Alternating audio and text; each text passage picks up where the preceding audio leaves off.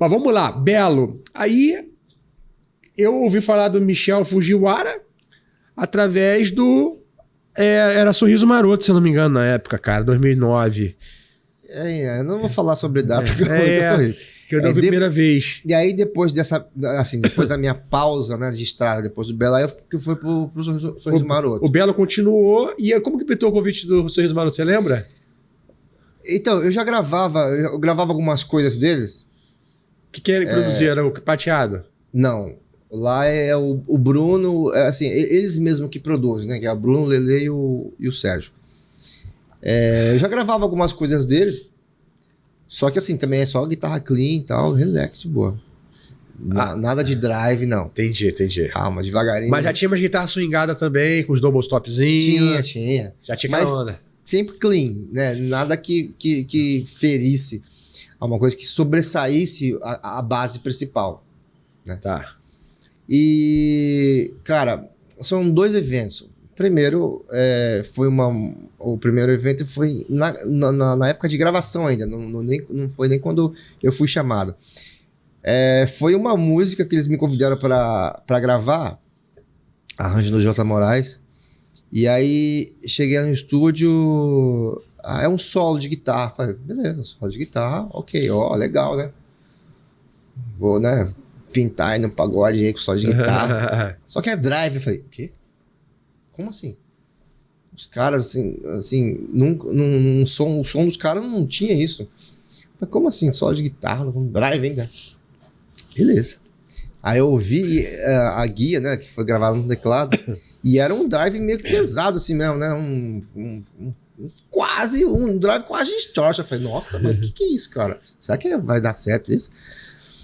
E aí gravei uma música, a introdução de uma música que chama Sinais, que foi uma música de sucesso do Sorriso Maroto, que começa num solo de guitarra assim, pesadão. É um solo ou tipo um teminha assim? É um solo. Um solo mesmo. É um solo principal da música mesmo, não é um tema, um interlúdio, uma coisa. É um solo, faz parte da música. E, caraca. Eles escreveram um solo. Entendi, tá. Aí, cara, achei muito bacana. Assim, pra mim não era tão fora do comum, porque eu já tava... Eu vinha fazendo esse trabalho, assim, né? De mudar um pouco essa questão do timbre só clean e tal. Mas pro som deles, assim, era totalmente novo, era novidade. E pro samba também. Cara, vambora. Ficou lindo. Mas ali era pagode, não era não? Ele já era considerado samba ali? Cara, é difícil rotular. Eu nem vou dizer a explicação, sabe, tanto de samba e pagode. Porque cada um acho que tem uma visão um pouco diferente, sabe? Sim. Eu acho que tem um mais pra lá, outro mais pra cá, mas assim... Mas já era uma banda conhecida na época, o Sorriso Maroto já era bombado, né? Já é. O Sorriso tem bastante tempo de carreira, são 30 anos de carreira. Mas antes disso já tinha guitarra nas músicas do Sorriso também.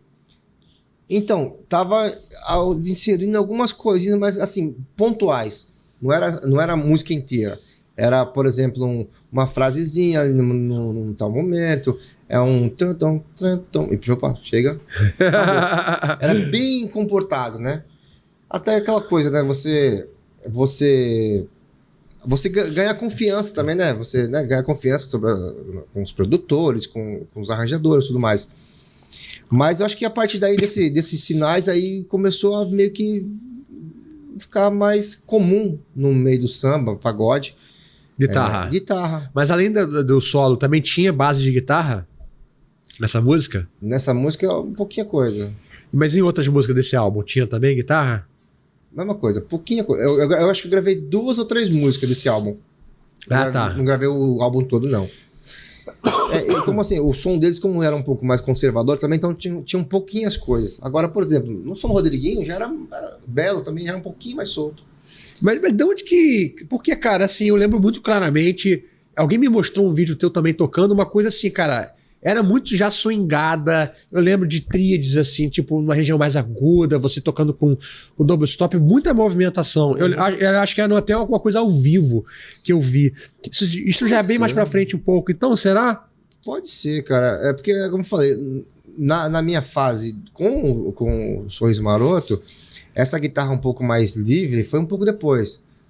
Entendi. O Rodriguinho já foi antes, mas era assim,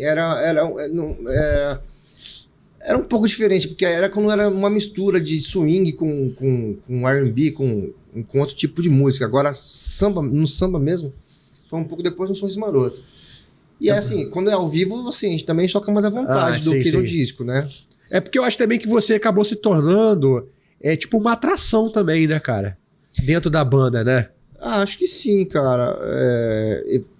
Tanto para os músicos era um pouco de novidade, sabe? De ouvir essa guitarra no samba. E como eu falei, nos discos, a gente, principalmente os produtores, tinham um certo cuidado para não abusar também da guitarra, porque aquela coisa, pelo mesmo fato das pessoas não estarem acostumadas a ouvir, e uma coisa para se executar na rua também, né?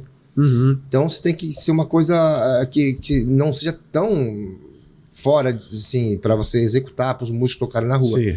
Agora no show não, no show você tá mais livre, você toca mais à vontade. Sim. Às vezes você acaba até, num dia ou outro, você acaba tocando até demais. Não tinha necessidade daquilo. Sabe? E no show você tá liberado, assim, a galera topa tranquilo, sim. Fica... Não, hoje esquece. Hoje em dia esquece, cara. Hoje é rock and roll, bota qualquer Tu manda na banda, né? Não, mas é interessante. Quando vamos dizer, uma época, né, um pouco à frente no Sorriso Maroto, já tava à vontade. Já tava consolidada essa ideia da guitarra no samba, né? E aí teve até álbuns que eles gravaram com a ideia de realmente mudar um pouco o estilo deles.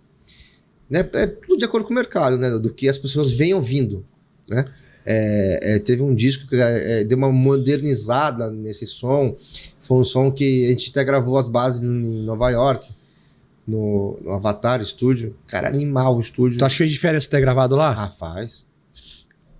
O conceito lá, a concepção é bem diferente. A sala lá de bateria é maravilhosa. E esse álbum repercutiu bem? Repercutiu bem. Só que assim, um tipo de trabalho que é um risco, porque assim, eles mudaram o estilo deles, né? Assim, não foi aos poucos, meio que bruscamente. Eles quiseram dar uma rascada mesmo. Mas assim, ele definiu o mercado, às vezes também por um desejo deles de carreira. Sim. Né? Mas esse álbum chocou, tu achou? Não. Foi bem o álbum. Mas era assim, bem diferente. A sonoridade era bem diferente do que eles vinham fazendo. Sim. Né? Mas ok, é um grupo que já era consagrado e tipo, eles gravaram um disco que eles tiveram vontade na carreira deles. E aí você gravou as guitarras todas. Assim. Sim. Mas esse álbum, então, em termos comercial, foi sucesso? Foi. Ah, tá. Foi. Então, beleza.